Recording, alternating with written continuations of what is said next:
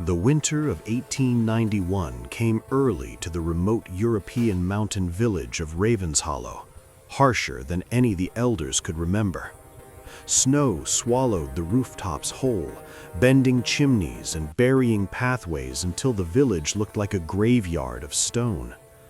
The wind screamed through the narrow streets, carving its warnings into the walls like an ancient curse whispered by the mountains themselves. In the center of the village square, beneath the flickering glow of burning torches, 16-year-old Eliza Crow stood barefoot on frozen ground. Ice bit into her skin, yet she did not cry out.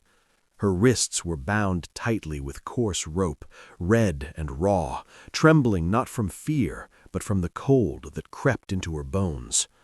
Around her stood neighbors she had grown up with, people who once shared bread with her, now refusing to meet her eyes, their faces hardened by superstition and hunger.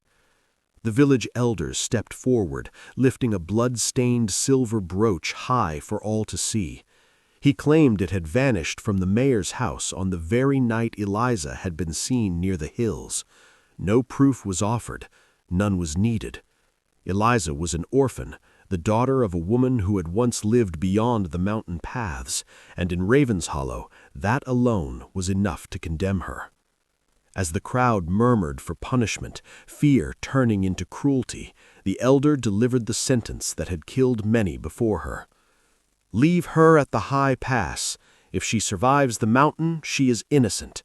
If not, the mountain has spoken." Eliza lifted her eyes toward the dark peaks rising beyond the storm. She did not beg, she did not scream.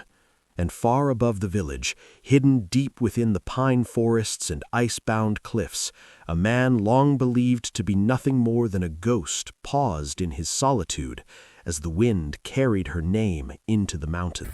By dawn, Eliza was forced onto the narrow mountain trail, her thin shawl barely holding against the cutting cold that sliced through her skin. 2 village guards escorted her only as far as the high pass marker, a jagged stone carved generations ago to warn travelers to turn back while they still could. Neither man spoke a word. Their silence was heavier than any insult. They untied her hands, pushed her forward without looking back, and left her there as the wind howled like a living thing. Alone now, Eliza stumbled through knee-deep snow, her breath shallow, her thoughts clouded by fear and disbelief. Every step burned as if the mountain itself rejected her presence. Ravens circled overhead, dark shapes against the pale morning sky, their cries sharp and unforgiving. She did not cry. Crying wasted warmth, and warmth was life. As the light faded and night crept closer, the mountain revealed its cruelty. Fallen trees blocked the path, ice glazed the stones beneath her boots, and distant howls echoed through the valley below. Her legs finally gave way, and she collapsed beside a frozen stream, the cold seeping into her bones. Just as her vision began to blur, the snow around her shifted. Footsteps, slow, heavy, deliberate, approached from the trees.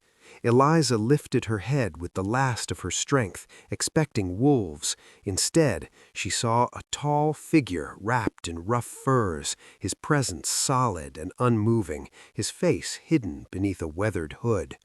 The villagers called him a myth. The mountain knew him by another name. Eliza shivered violently in the snow and tried to force herself upright, but her legs betrayed her, folding beneath her weight. The cold had settled too deep inside her. As she lay there, half buried in white, her mind drifted back to the village square. The accusing voices, the word cursed, hurled at her like a stone. A shadow moved closer through the storm. The mountain man stepped into view, his presence silent but unshakable, as if he belonged to the wind and ice themselves. He knelt beside her, pressing 2 fingers to her neck, measuring the faint pulse that fluttered beneath her skin. Without hesitation, he pulled his heavy fur cloak around her shoulders, sealing her against the biting cold. Eliza looked up at him, her heart racing. His eyes were kind but guarded, the eyes of someone who had survived too much loss in the mountains to trust easily. Fear and relief tangled inside her chest.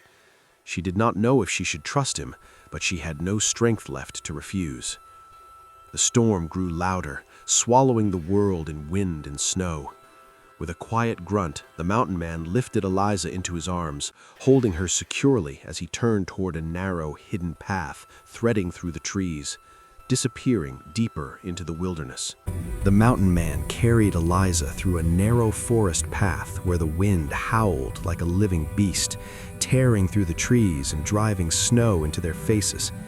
Each step sank deep, the crunch of snow loud beneath his heavy boots. The cold bit at Eliza's cheeks and numbed her lips. She tried to speak, but no sound came. Her head rested weakly against his shoulder as darkness closed in around them. At last, he stopped before what looked like nothing more than a wall of branches and ice. With practiced hands, he pushed aside the hanging limbs to reveal a hidden cave entrance, its mouth rimmed with frost. Inside, the world grew quieter. He lowered Eliza gently onto the stone floor and struck flint against steel. Sparks leapt, and a small fire came alive. Warm light filled the cave, reflecting off his rugged face and revealing a long scar across his cheek, pale against weathered skin. Eliza watched the flames dance, feeling the first real warmth she had known in hours. As her shaking slowly eased, a single thought settled in her mind, heavier than fear. Why would a stranger risk the mountain itself to save her? Inside the cave, Eliza sat close to the small fire, her body trembling uncontrollably as her teeth chattered from the cold. Shadows danced along the stone walls while the wind screamed faintly outside, unable to reach them now. Across from her, the mountain man sat in silence, carefully cleaning a shallow wound on his hand with a torn piece of cloth, his movements slow and practiced, as if pain was nothing new to him. After a moment, he reached into his pack and offered her a piece of dry bread and a cup of warm tea. Eliza hesitated, her fingers stiff, suspicion fighting hunger. At last, hunger won. She accepted the food and ate slowly, each bite deliberate, her eyes never leaving him. Fear lingered in her chest, but beneath it grew a fragile sense of gratitude. The fire crackled softly as the mountain man finally spoke, his voice low and steady. "You should not be out in the storm alone," he said. "The village is not safe for you." Eliza looked up sharply, surprised by his certainty. "Why are you helping me?" she asked, her voice barely above a whisper. For the first time, his guarded expression softened. His eyes reflected the firelight as he answered quietly, "Because I once lost someone to the mountain itself to save her." Inside the cave, Eliza sat close to the small fire, her body trembling uncontrollably as her teeth chattered from the cold. Shadows danced along the stone walls while the wind screamed faintly outside, unable to reach them now. Across from her, the mountain man sat in silence, carefully cleaning a shallow wound on his hand with a torn piece of cloth, his movements slow and practiced, as if pain was nothing new to him. After a moment, he reached into his pack and offered her a piece of dry bread and a cup of warm tea. Eliza hesitated, her fingers stiff, suspicion fighting hunger. At last, hunger won. She accepted the food and ate slowly, each bite deliberate, her eyes never leaving him. Fear lingered in her chest, but beneath it grew a fragile sense of gratitude. The fire crackled softly as the mountain man finally spoke, his voice low and steady. "You should not be out in the storm alone," he said. "The village is not safe for you."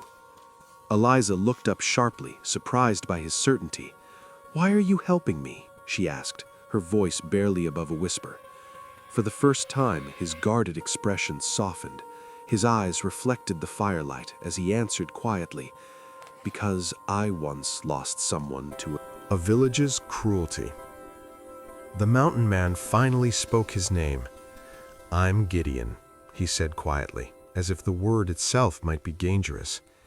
He explained that he lived alone high in the mountains because the villagers feared him and called him a monster. Eliza listened in silence, still unsure if she could trust him, yet too cold and exhausted to refuse his help. Gideon reached into his pack and pulled out a small wooden box. He opened it carefully, revealing a few dried herbs and a faded silver locket. The sight of the locket made Eliza's heart jump. "Your mother used to come here long ago," Gideon said, voice softer now. "She trusted me." Eliza's eyes widened. She never knew her mother had any friends. Gideon continued, "She taught me how to heal, and she asked me to protect her daughter if the village ever turned against her." For the first time since the village accused her, Eliza felt a spark of hope. Yet her fear remained because she still couldn't understand why her own people wanted her gone.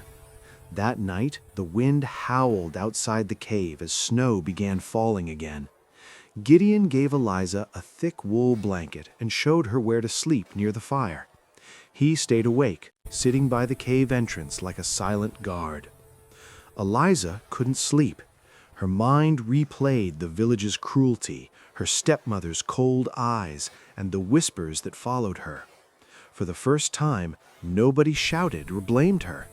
As the fire crackled, she realized something both frightening and comforting.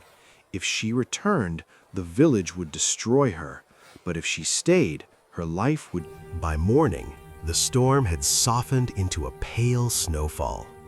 Gideon woke Eliza before sunrise and taught her to pack the fire safely, covering the embers with ash.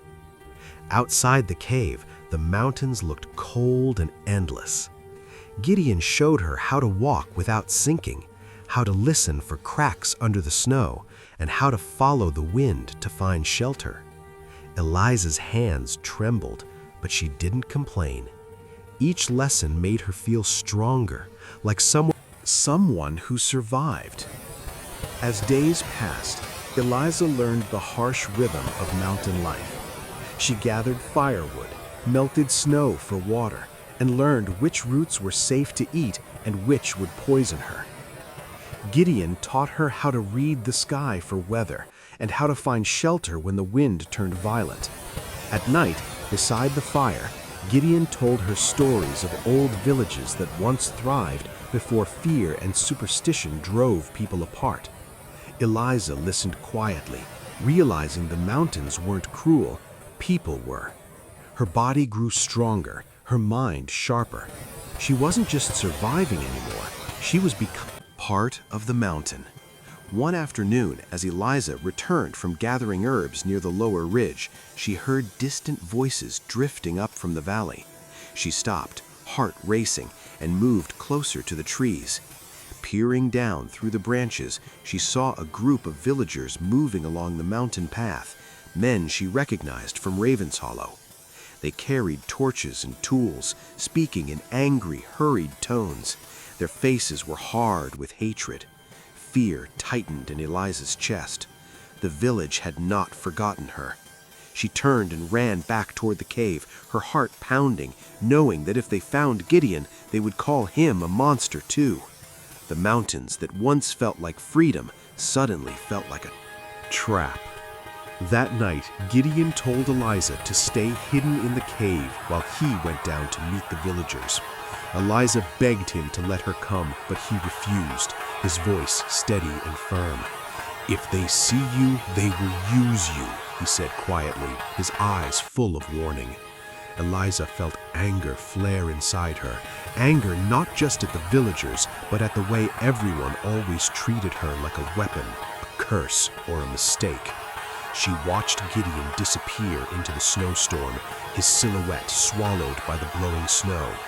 Alone in the cave, Eliza's fear turned into a sharp, burning resolve. She realized something that surprised her. She didn't need to be saved anymore.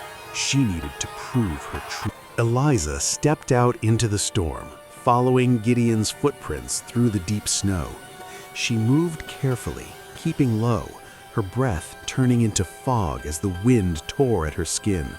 The mountains seemed to roar around her, but she forced herself forward, each step heavy with fear and determination.